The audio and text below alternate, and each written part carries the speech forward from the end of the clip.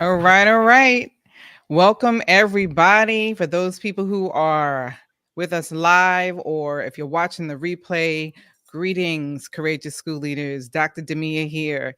Thank you for joining in today. Some of you who know me know that my passion is empowering urban school leaders to lead with confidence, right? So that they can transform their culture, their instructional culture, and feel affirmed in the work that they do. We know that school leaders are constantly on level 10 in their buildings a lot of times. And I'm so glad to have executive principal Curtis Lawrence here with us today to talk about some of his experience and some of the things that he thinks are the keys to a thriving school.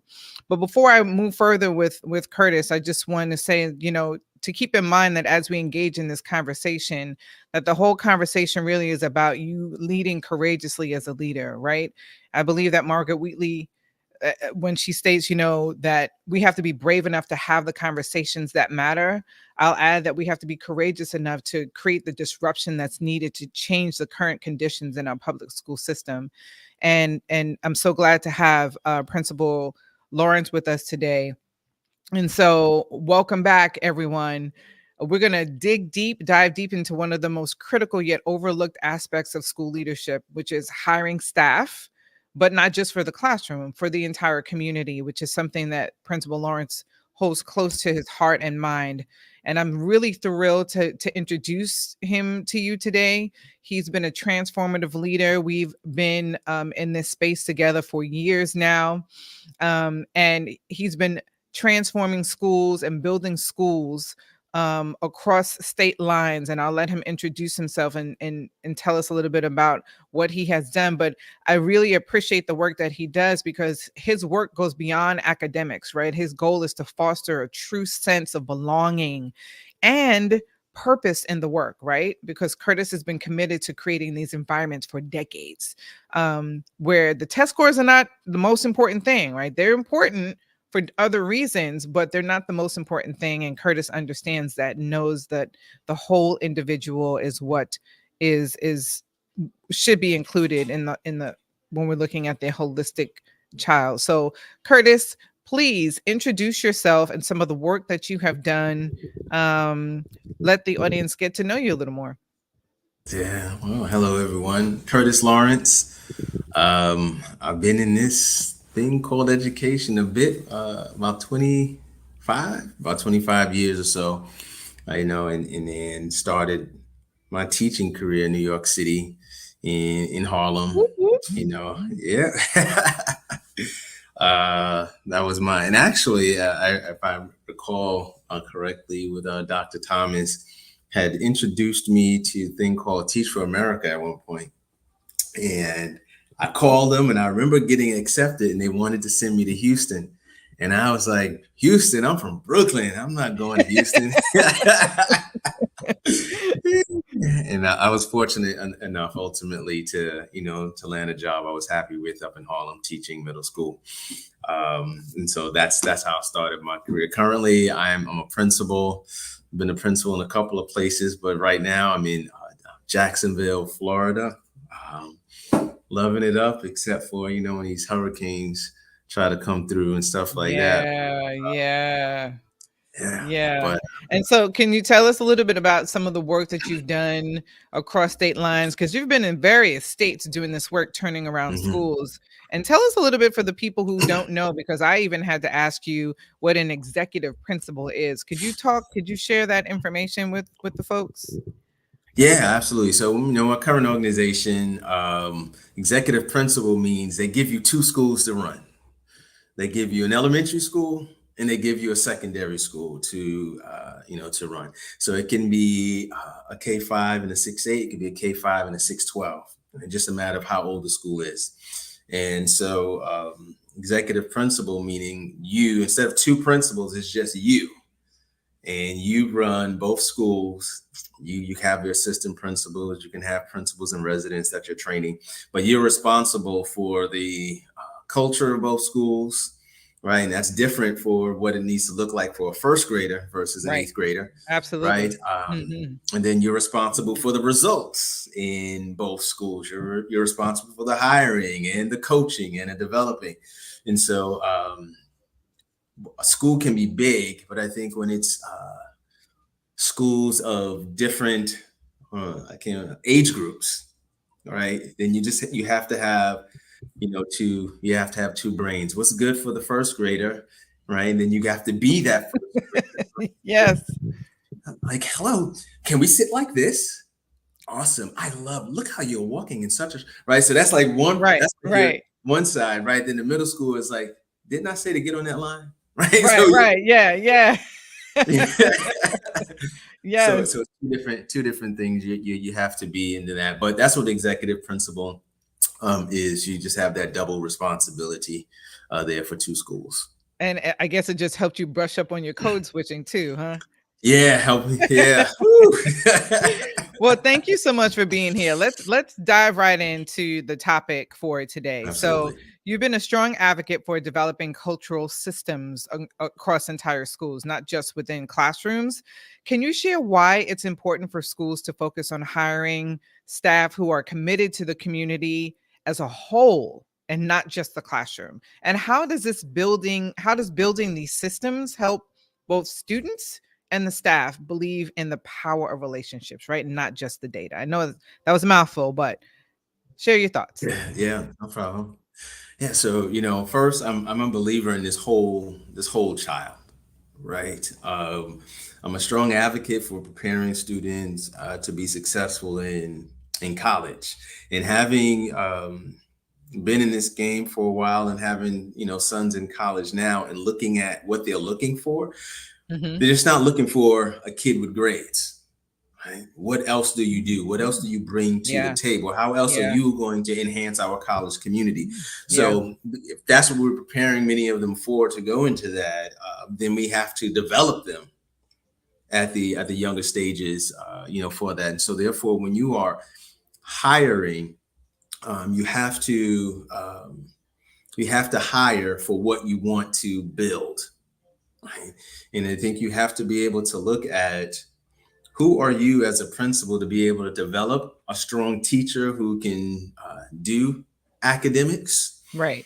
Um, uh, because to me, at least, that's easier work than building or changing a mindset for Yes. someone Yes. who might say, hey, I am just here to teach from this time to this time Yep. and get Yep. these grades, right? Then you're not really Absolutely. caring about the child.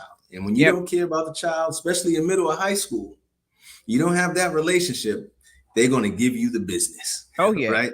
Hands And they down. don't trust you, right? Hmm. And it just works. It's disadvantageous to you, because that's when the behaviors come out. Because you don't really care about me, so then I don't really care about your class, and Yep. the behaviors come and the grades drop and so forth. And then you're not creating the culture that you want in the classroom. Therefore, that spills out into the school. You're not building the culture that you want in the school. So it's just very important to find those who are committed to your vision of building what I like to call building community beyond the classroom. Yeah. Yeah. I love that. I like how you raised that point with, having the ability of like your relational skills, right? Like, how do Mhm. you as a human being relate to this other little human being that you are engaged Yeah. with every single Yeah. day, right? It reminds me of I did a professional learning development at a middle school, and part of what I was going over with them, which is also in my book Decisions by Fire, is this idea of your value system as a human being. And if you feel the thing about it was, when I asked them all, how many of you value respect, they all raised their hand. I said, so then what do you do when your value of respect is being violated every day by a child? Right. Mhm. And so those are the things similar to what you just said, is like, how do you find adults? It's harder to shift the mindset of an adult than it is to show them how to teach well. Right. Like, Mhm. that's a procedural thing, even though teaching well also requires having relationships and being invested in their cultural identity to Yeah. like infuse that into the lessons as well. I love how you lifted that up. Thank you for doing that. It's such a critical point, because it's more than just the data. And often we get caught up in the metrics, but at the heart of every school, Mhm. Curtis, is a Mhm. community where students and staff feel valued as people, not just numbers. So you made that really Yeah. clear. Can you Yeah. speak on how you identify staff who are not just exceptional educators? Like, what do you do? How do you identify the ones who are committed to fostering like these relationships with students and colleagues across the entire Yeah. school? Yeah. So anyone who has seen me look at resumes, right? I go down the resume. I don't look at the school they went to. I don't look at their major first. I don't look at any of that stuff first.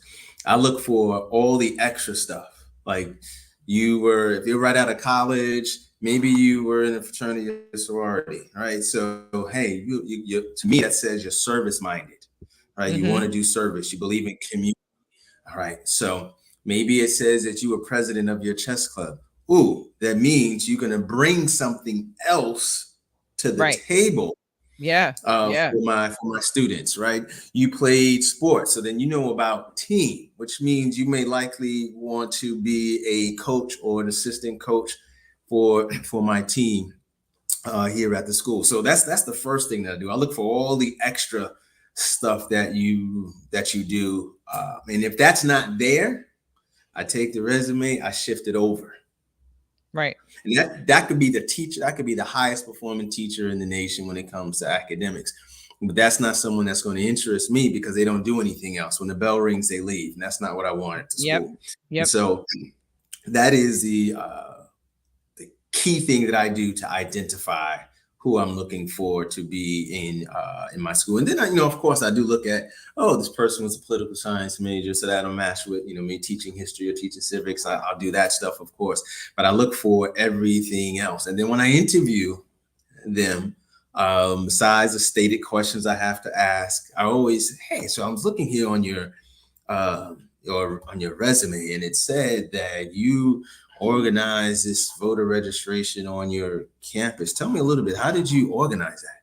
So I listened to them and see, oh, they had this gumption to go out and they're gathering other students to rally around a purpose to actually do something, which means instead of just hanging out and partying, they're developing a community for service for a greater purpose. So I Yeah. listened to Yeah. that. I'm like, oh, okay, okay. So that's someone that I want on my campus. So then Yeah. when I want to do something like that, I know someone who will step up to say, hey, I will lead that. I mean, I'll pay them, of course, but they'll step up to lead that. So that's how I identify like who I want on my campus and what they're going to bring to my campus. Yeah, I love that you highlighted that because very often, especially early on, like when we were first principals, when we first started in our Mhm. principalships, we didn't know to look for those things, right? We look for what everyone else looks for, like your degree, what you majored in, were you active maybe? Like, were you in groups and organizations in school, which was something we looked for, but we didn't really comb through it the way you are right now, right? So time and experience have shown you like these are the things that you are looking for as a school leader. So take heed for those school leaders who are watching the replay or on right now. When you really want to select someone, according to what Curtis is saying, is when you're looking at the resume, you look at their extracurriculars and see what that tells you a lot about the person that you are interviewing, right? And then you can ask specific questions geared to that. I absolutely love that as a practice, Curtis. Thank you for sharing that. One follow-up question to that is, so if you see that, the staff has these extracurriculars on their resume that could benefit the school community in some kind of way, what things identify the heart of the person in terms of them? Because they could be good with these things when they were in college, right? But how do you identify their ability to develop relationships with little people, with kids? Yeah. Because that's not an identifiable thing on a resume, right? So what process or qualities do you look for in staff in that way that you know that they can or have the ability to create relationships with kids? Yeah. So I think the hardest thing to do with that is interviewing someone when there are no kids in the building, right? That is I dread that, right? And so when hiring season goes into like July, I'm like, oh man, right? Because I know who my students are, right? And Yep. uh, we can recreate the environment as adults and act like our students, right? To put on this facade for this teacher we're interviewing, to give them a scenario or something like that. And anyone who's practicing speaking can answer it well, right? And Yes. Oh yeah. they've gotten me. They have gotten me. They've got me Um, too. you know, and then, man, school starting, like, what? Who are you? Right. So Right. the the thing to do, the thing that I like to do is I bring them in. So part of their interview process when they do like their sample teach and all that stuff, I've already prepped another teacher, and usually it's a strong teacher who I know if they lose time, they can catch up Mm-hmm. and say, hey, you're going to go teach this class. But sometimes it could be a struggling teacher. Say, hey, you're going to go into the struggling teacher because the kids are already giving this teacher the business and we're working with this teacher. What can you do Right. with these Right. kids, right? And so that's another thing that I do to see if what they were saying to me in the interview is actually real, right? Or if they didn't say it, to see how do they interact with the students? How do the students, Yes. interact with them? And I have had someone after like, did I tell them to behave like this, or this is really them? Like, no, that's really them. And they're like, That's really oh, them. Yeah. right, that's really them, right? So, and if you can't do it, then you can't. Yep. Last year, in the middle of the year, I hired a dean.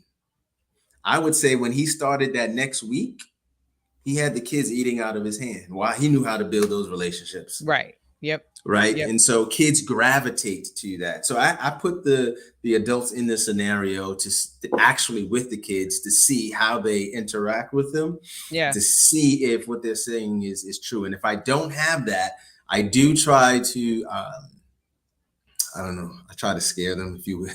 Yeah. Like, I think, ooh, let me think of the kids that get on my most nerves.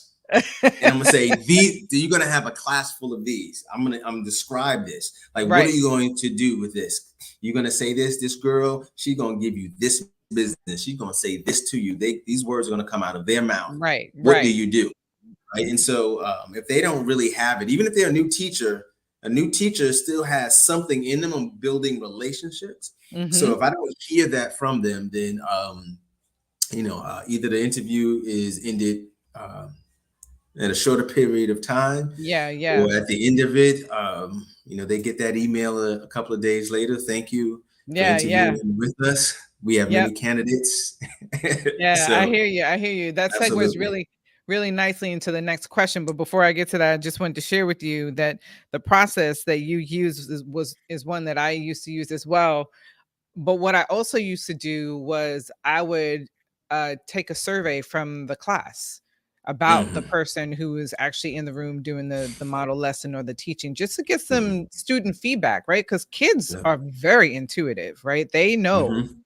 and then they can feel like, they're not going to make it. And I did this with my middle school girls, and girls don't hold their tongue for anything. They'll tell you the truth in a heartbeat. So they're like, oh yeah, no, she's not gonna make it. Don't hire her, Miss Thomas. And then I'd have to pull it out of them, like why they think she's not gonna make it. But using students and getting feedback from students about potential candidates is a really effective way to learn more about the candidate, right? And how they are being perceived by students, right? And if you wanted to have a follow-up conversation, a lot of times I would bring that data from the feedback with a follow-up conversation with the teacher, with the potential candidate. So that sense of community is really important. I'm glad that you are actually giving the teachers, the ones who are going to give them the business, like putting them in those Yeah. spaces, right? Because listen, this is the real deal. Like once you sign, honey, you in this room and you got to love up on all these kids and teach them in Yes. the way that's needed, right? So Mhm. it's important to decipher that early on. And you segued really well into like these expectations. If you see that teachers are not meeting these specific benchmarks for you during the interview process. I love how you emphasize that, right? So let's talk about more about that process. What are the non-negotiables when it comes to hiring staff who will actively contribute to the development of a strong, cohesive school? What are some of your non-negotiables? And could you share an example of like, you know, what that is? Yeah. So You're like, yeah, I got a couple. I got a couple. So my non-negotiables really is the absolute belief, right, in what the child is capable of doing and capable of doing at high levels, right? Yes. Yes. The path may not be straight and they may need extra help or whatever it may be, but that's a non-negotiable. So I need to hear that in the conversation we're having in the interview for me to be like, okay, I want to hear more from this candidate. Another non-negotiable is this belief in where this child can end up, right? And so, Mm.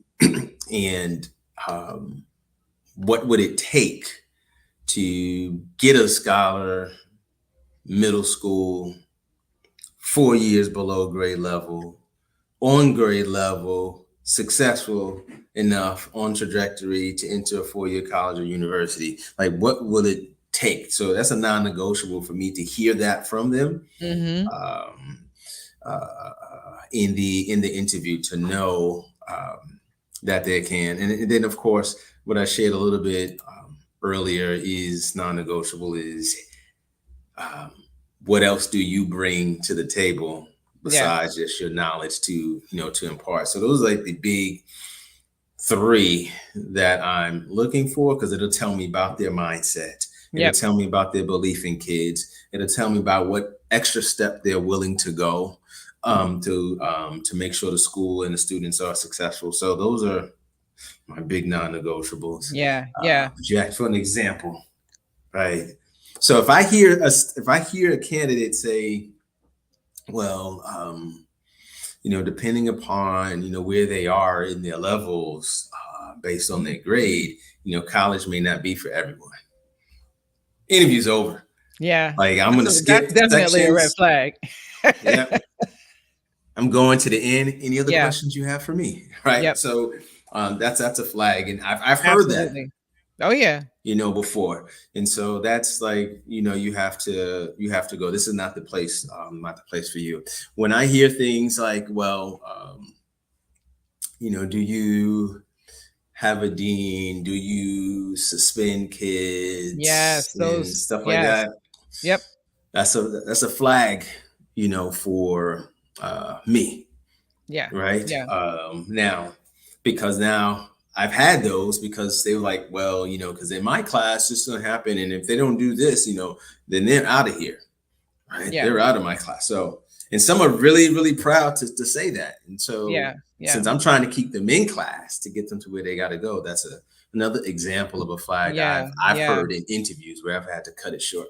Yeah. Thanks for sharing that. And it could be too, that sometimes when people are asking for, what I have found is when candidates are asking questions like that, like, do you have a dean? Do you suspend? Those kinds of things. It's because of their prior experiences where they felt they were not supported. Right. And so the stance of the conversation now is more of, let me try to understand what you mean when you're saying that, right? To get more out of them, to see exactly what they mean when they say that. Very similar to like when I hear a candidate say, these kids need. I'm like, can you elaborate on these kids? Because for me, I'm looking for the words, our kids, I'm looking for the inclusivity of them, including themselves as a part of, all of these kids are ours. It's not just my class, the entire school I'm responsible for, right?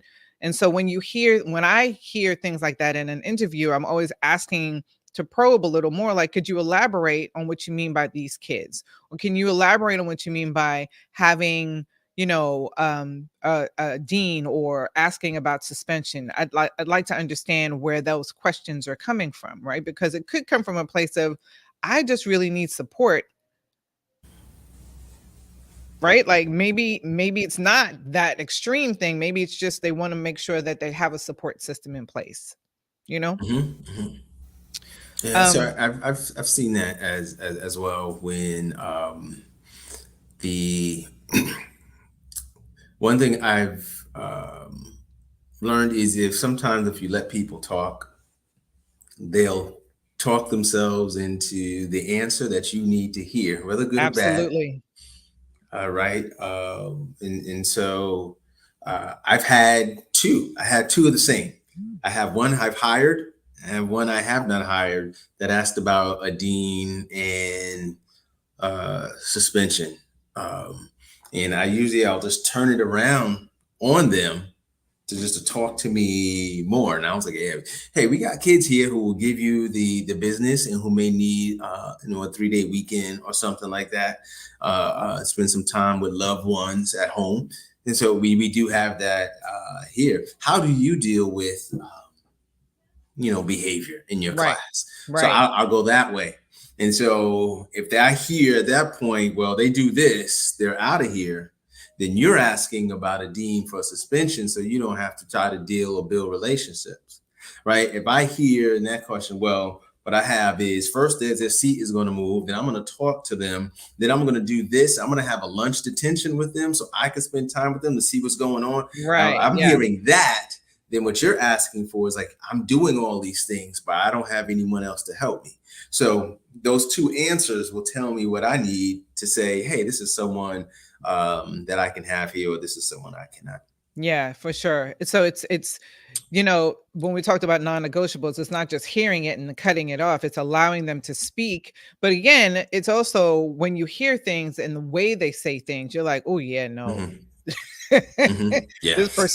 This person feels like they're going to be toxic, and you give them another chance and ask them to clarify something just so you can get more insight on who they are as people and who they are in terms of people standing in front of your kids, your scholars, right? Yep. Because I've heard my colleagues say before, like, I just need a body in the building. No, you don't just need a body in the, you need the right body in the building. And if it means reconfiguring kids with staff to make sure that they are standing in front of adults who truly believe in them and care about them, that's the goal. It's not just to hire someone just so that you have a class with an adult, a warm body standing there. Correct. Yeah. So when you see a staff person, or say a recent hire who is having some challenges meeting the needs, like developing relationships, right? And really using their time and energy to be a part of a school community. What are some things that you do to help support that staff person in terms of shifting their mindset and helping them become, this better relational person with their students? Yeah. So one of the things is helping them to know the students, right? And Mm, right now my school has like a little over 1,000 kids, right? But when even if I don't know their name, I look at them, I could tell you their story, right, right. right? I could tell you their story. And so sometimes with a new teacher, they don't know the story. And I think Mhm. that's something like my boss recently said to me. He's like, sometimes even if you don't know the name, you just look at a kid and you know their story, you know their data, you know this. Yeah, I do, right? And so I will take the teacher, whether it's me, whether it's my dean or my assistant principal. It's like, okay, you did this, and then you were upset and wrote a referral because this child yelled at you or cursed at you after you did this. Like, yeah, this child don't need to be here. So let's think about this child. Okay. So do you know that this child lives in a car? Oh, yes. Wow. Mom parks in the Walmart because it has lighting to help them be a little bit safe, Wow. right? They go into Walmart, wash up, and they send this child in uniform Wow. to school. So Now, when you did this triggered that child because of how this child can't get a great night's sleep because they're in a car, right? So just the body is not comfortable, Yeah. but you're Yeah. sleeping in a car, right? It's not as secure and you're in an open parking lot. Did you know that story? Right. So I tell them the story. So now that you know this story, it doesn't forgive the behavior. But when this child did this, how could you react differently, knowing that if you react this way, this behavior is always going to happen because this child is always on guard because they're sleeping in the car with their Right. mom, Yep. Yep. Real talk. right? And so when that happens, for the most part, teachers will, or staff say, "Wow, I didn't know that." It's like, yeah, let's look at all your kids. Let's look at this Yeah. class, and I can Yeah. tell you their story. So now, how do you build relationships given that this is, that reality? Have you been to a game? No, you should go to a game, right? Have staff, they go to a football game, they cheer. I said, just yell the child's name, no matter what they do. They're gonna look over and see you. They just want the love. Watch what happens the next day. Yeah. Yeah. They're like, oh, you had my game yesterday. Yeah, I saw you did that. Oh, you did? Changes everything. Absolutely. Right? I said, so when you build that relationship, it changes behavior. Will it be perfect? No, because they're children. They've only been on this planet like a little over a decade. So, but nevertheless, that builds that relationship. Now they begin to trust you. And once they begin to trust you, you got them. Yeah. That's it. Yeah, that's so powerful, Curtis. That is so powerful. Thank you for sharing that. It makes me wonder. So because knowing a child's story is so critical for you to understand them, right? And there's this fine line of, understanding a child's story and then having sympathy for them, right? Because I believe sympathy is crippling. I believe when staff have like sympathized so much for children that it limits their ability to. Can you hear me? Can you hear me? Hello? Technical difficulties. Hello? 1 2 1 2. Can you hear me? It's that Jacksonville, Florida. I still can see you. You can't hear me though. I'm going to settings. No, I really wanted to continue with that part of the conversation. All right, let me remove you and put you back on. Hold on.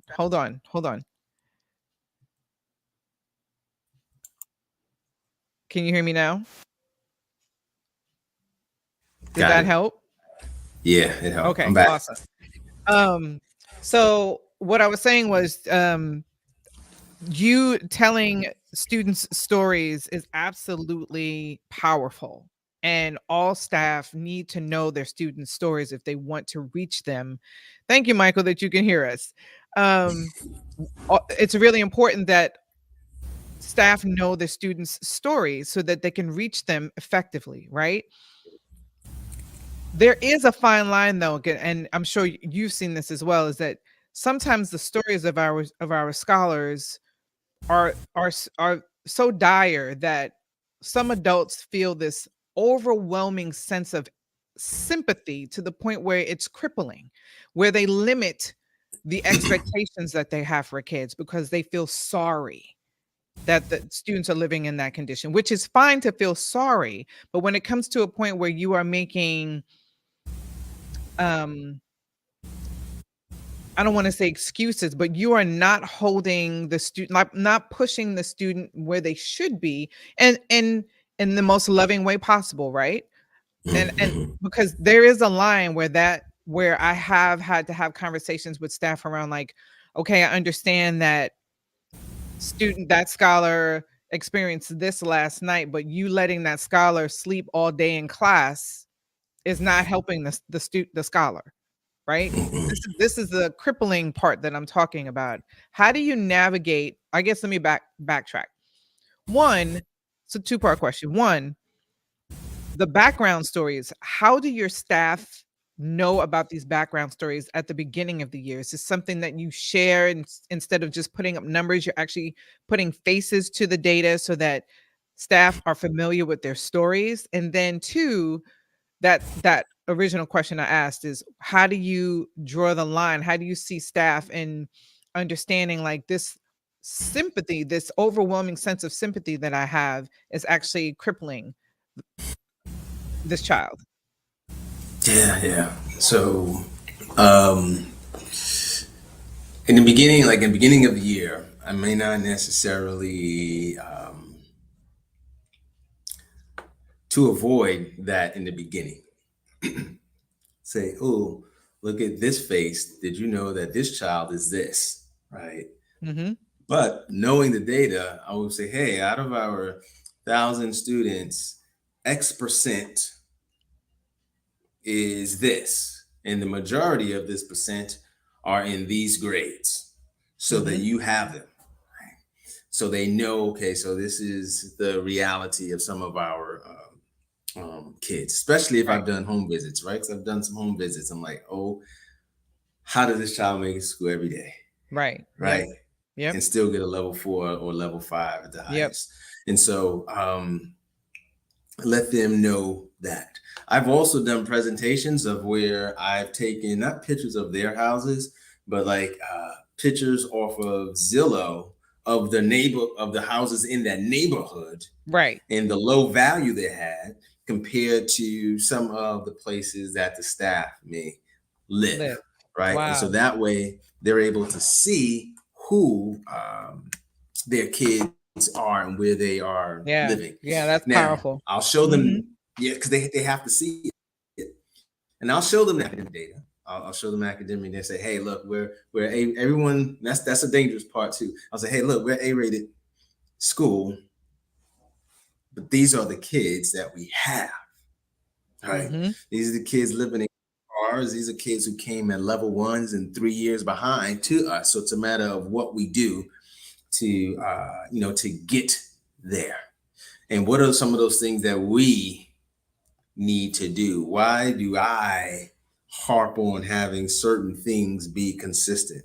Why do Mhm. I put so much money and funding making sure we have all these sports teams and these extracurricular Yeah. activities and Yeah. all?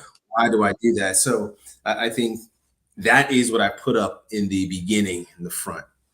Right now, when you talk about like crossing that line, like, oh my gosh, did they what? I have to do all of this. To be honest, when I got to Louisiana, I ran into that, Mhm. right? And it actually was one of the reasons that they were like below in the negative budget wise, and I had to fix Right. it. Was because like, hey, we want to do these things for the kids, but the parents can't afford it, so we have to get them all these things and spend the money on these things. That's what you're running out of money, and parents can afford. They may not be able to come up with a couple $100 on the spot. Right. So then you plan. You want to do this in October, you let them know about that in August, and you let them start paying $5 a month, and they have Right. a time the thing comes. And for those who don't, I can subsidize it, right? So you had to change their mindset around that. It doesn't mean I feel sorry for them, so I got to do this. Because Mhm. we did that. Sometimes families like, oh, since I didn't have an investment in it, if we're doing something that day, I just won't let them go. But now you've paid money, for that, right? So it Yep. creates responsibility. And I think the last piece to make sure they don't um, fall into sympathy, which becomes crippling them, is I look at um, I would I've done this. What is that movie with Denzel Washington? Remember the Titans? Oh, classic. Yeah, yeah, yeah. Right? Yes. Mhm. And he says to the other coach, Denzel's character, which ones are you saying I'm being too hard on? Because I'm hard on everybody here Right. because I Yeah. expect the best from them. But every time they make a mistake, you go and coddle them. The world is not going to do that, and pretty much it's going to spit them out and chew them up. You're not Right. preparing them Yeah. for the reality. So I use some of that knowledge and that clip to tell them that we don't do the sympathy here, right? I've had a child that didn't have access to the water in washing machine. So we did it at school. Right. Come early. We got showers, take the shower. We'll wash the clothes. We got washing machines here, and here goes uniforms or whatever for for the week. That's not sympathy. That's empathy, so they can feel comfortable to It's learn. understanding. Absolutely, understanding and providing options. So, absolutely. That's it. So yeah, I love that. Thank you so much for clarifying that. So I really have enjoyed this conversation, Curtis. You know, you and I can talk for hours. I really have enjoyed it. Those folks who have signed on, who have left some comments, thank you so much.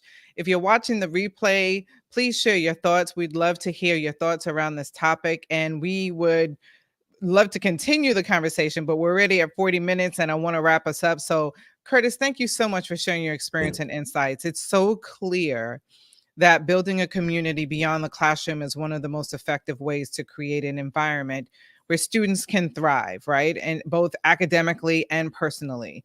And it all starts with hiring the right people, right? Supporting them, right? And those who are not only skilled educators, but those who truly care deeply about mentoring and guiding scholars, right? Because it's a mentoring that has to happen.